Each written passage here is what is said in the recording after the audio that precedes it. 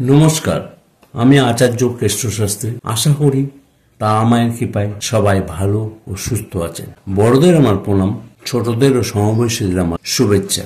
আজ আমি মেষ রাশি সম্বন্ধে আলোচনা করব, আপনারা শুনতে থাকুন। এই রাশির জাতক জাতিকাদের কর্মে উন্নতি ও সফলতা আগামী 28 পর্যন্ত ভালোই থাকবে।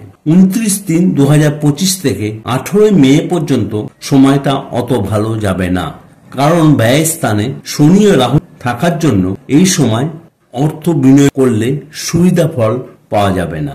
শরীর স্বাস্থ্য ভালো দেবে না ওই সময়ে। দাঁত, হাত এছাড়া পায়ের এবং যে কোনো সমস্যা থাকলে ডাক্তারের সঙ্গে পরামর্শ করবেন। 19/5/2025 পর থেকে এই সমস্যা থেকে কিছুটা মুক্ত পাবেন।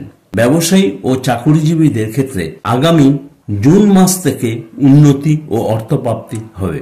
শরীর স্বাস্থ্য মোটামুটি ভালোই থাকবে, কিন্তু স্পন্ডেলাইটিসের সমস্যা দেখা দিতে পারে। স্ত্রীর শরীর স্বাস্থ্য প্রতি নজর দিন। সন্তানের শরীরের জন্য মানসিক চাপ বৃদ্ধি পেতে পারে।